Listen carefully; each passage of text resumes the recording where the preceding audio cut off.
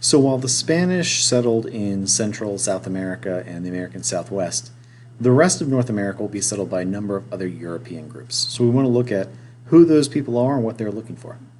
One of the largest colonies was that of New France. This is French territory which ran from modern-day Louisiana all the way up the Mississippi River and up through what's today Quebec. You see this is a really large, sprawling colony or colonial territory, but if you notice, a lot of the names of these places are just forts. And one of the reasons for that is what most of the French colonists were looking for. While the French government was interested in setting up permanent settlements and expanding French territory, most of the people who came to New France were either fur traders, who were looking to make money by trading with Native Americans, or missionaries like the Jesuits who were looking for people to convert. There were also some explorers and other kind of adventurers, but mostly we're not talking about families or groups of people who are interested in building large cities or towns or those kind of permanent settlements. Mostly they were either merchants or they were missionaries. So while France was very large, it wasn't densely settled. The French also spent a lot of their time exploring. For instance, Samuel de Champlain, in his voyages in the early 17th century, going down the St. Lawrence River and exploring the coast.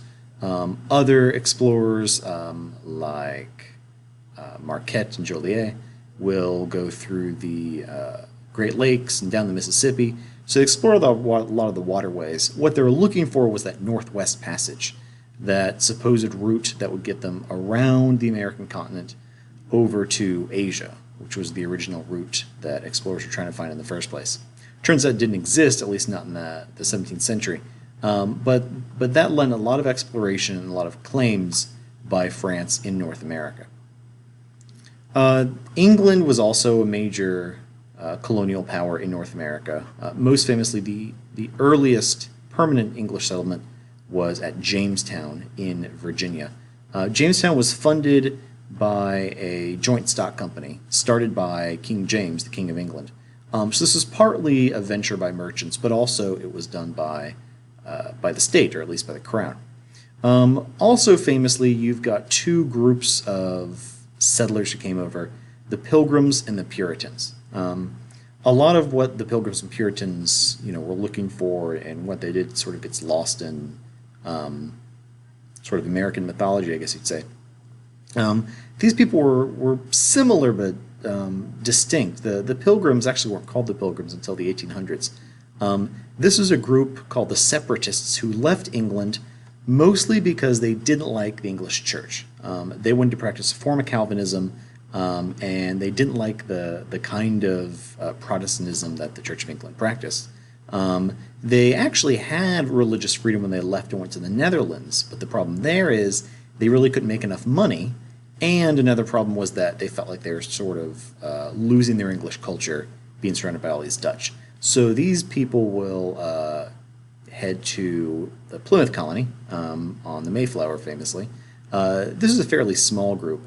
A much larger group were the Puritans, who came later. The Puritans were also religious, but rather than leave the Church of England like the Pilgrims did, they wanted to purify it, hence their name. They wanted to make it more and more Calvinist, less sort of Catholic churchy. And they come later to the Massachusetts Bay Colony. They're much better funded and a much larger group. So ultimately they sort of take over the Plymouth colony and by size. But both these groups ultimately fall under that English territory. Another group we don't talk a lot about are another colony that is was New Netherland. New Netherland wasn't around for very long, but it was really important where it is. You might recognize this down here as Long Island, and the Dutch came over and settled Long Island and Manhattan Island, purchased it from the natives there, and they built this colony called New Netherland, with their capital city in New Amsterdam, which eventually would be called New York, although that happened at a later date. The Dutch suffered some of the same problems the French did. They wanted to build a large permanent colony, but most people didn't want to leave the Netherlands, at least not in large numbers. These people were interested in fur trade. The problem was the Netherlands were just too nice to leave. It was large, it was religiously tolerant, so you didn't have a lot of Dutch people leaving. So the Dutch will have to rely on trying to import settlers from Germany or England or other neighboring countries. And this colony ultimately will be taken over by the English. We'll talk about that later. You also have out in the Atlantic colonization of these islands in the Caribbean. You can see on the map, these are little tiny specks of islands for the most part, except the large ones like Cuba and San Domingue. Spain, of course, controlled Central America and South America, which sort of forms the border here. But a lot of these islands exchange hands frequently. You know, it's easy to build a fort and oversee most of the island and keep it protected, but also it was easy for those islands to change hands through a lot of the warfare that was happening in Europe. These islands were prized because they could be used to grow sugarcane. Sugarcane was a very valuable cash crop. It's very dependent on warm weather and tropical climate, which is why the Caribbean was a good place for it. It is also really dependent on labor. It's very labor intensive. So a huge number of slaves that came over in the transatlantic slave trade were sent to the Caribbean to work. We'll talk more about that later. But the big point here is that the Caribbean becomes sort of a focus point to grow cash crops. It's also famously a place of piracy. There's lots of reasons for that. The 17th century is sort of the golden age of piracy. The Spanish would send out these ships laden with gold and silver from Mexico and Peru across the Caribbean. So those were targets.